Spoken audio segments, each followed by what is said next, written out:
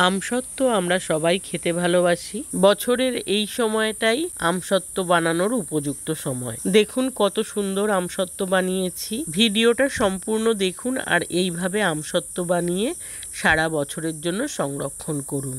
এই আমগুলোকে দিয়ে আমসত্ত্ব বানাবো। ওপর থেকে কালো হয়ে গেছে কিন্তু ভেতর থেকে ভালো আছে। আমগুলোকে খুব ভালো করে ধুয়ে নিয়েছি। ছুরির সাহায্যে বোটার অংশটা ফেলে দিয়ে খোসা ছাড়িয়ে নিচ্ছি। বোটার অংশটা না ফেললে আঠা থেকে যাবে। খোসা ছাড়ানো হয়ে গেছে। হাতের সাহায্যে চিপে আমের পাল্পগুলো মিক্সির জারে নিয়ে আটিটা ফেলে দিলাম। একইভাবে অনেকগুলো আমের পাল্প বের করে নিয়েছি। এটাকে ফাইন পেস্ট করে নেব। এই রকম পেস্ট করে নিয়েছি। এটা একটা কড়াইতে ঢেলে নিলাম।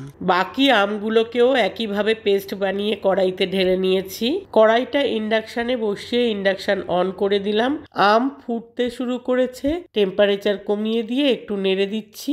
এই সময় একটু সাবধানে নাড়বেন, কারণ আম খুব ছিটকাতে থাকে। এক বাটি চিনি আমের মধ্যে দিয়ে ভালো করে মিশিয়ে নিচ্ছি। চিনি আমের মধ্যে পুরো মিশে গেছে। আমটা খুব ভালোভাবে ফুটে গেছে। অতিরিক্ত ফোটানোর দরকার নেই, তাহলে নিচের দিক থেকে পোড়া লেগে যাবে। আমের রস ফুটিয়ে আমসত্ত্ব বানালে রং খুব সুন্দর হয়। ইন্ডাকশন অফ করে দিলাম। এটাকে ঠান্ডা করে নেব। একটা থালার মধ্যে কিছুটা সর্ষের তেল দিয়ে খুব ভালো করে মাখিয়ে নিচ্ছি। তেল মাখানোর পর আমের রসটা থালার মধ্যে ঢেলে দিলাম। আমি রাঢ়বঙ্গে আছি, এটা খুব সহজেই শুকিয়ে যাবে।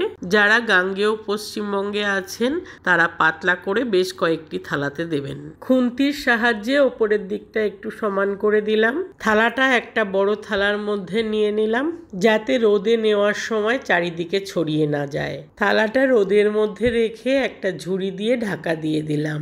একদিনের মধ্যেই দেখুন কতটা শুকিয়ে গেছে। 3 দিন রোদে দেওয়ার পর এই রকম শুকিয়ে গেছে। একটা কিচেন টাওয়াল ভিজিয়ে ওপরটা মুছে নিচ্ছি। আমার একটা থালায় দেওয়ার আরেকটি কারণ, এখানে পলিউশন খুব বেশি।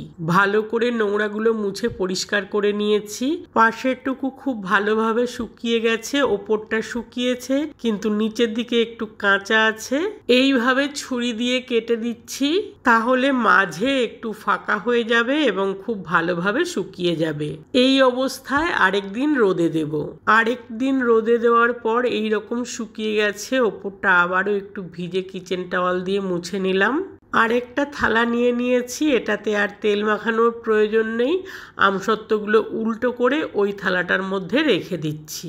এটাকে আরেকদিন রোদে শুকিয়ে নেব। উল্টো করে আরেকদিন রোদে দেওয়ার পর আমের রস শুকিয়ে সম্পূর্ণ আমসত্ত্বে পরিণত হয়ে গেছে। এবার ছোট ছোট টুকরো করে কেটে নিচ্ছি। আমি এখানে 2 রকম শেপে কাটছি, একটা স্কয়ার আর ডায়মন্ড শেপে। আপনারা আপনাদের পছন্দ মতো শেপে কেটে নেবেন। পুরো আমসত্ত্বটা কাটা হয়ে গেছে। দেখুন কত সুন্দর আমসত্ত্ব হয়েছে। খেতে বাজারের আমসত্ত্ব থেকেও বেশি টেস্টি হয়েছে। অসংখ্য ধন্যবাদ আমার পুরো ভিডিওটা দেখার জন্য এবং আমার সাথে থাকার জন্য।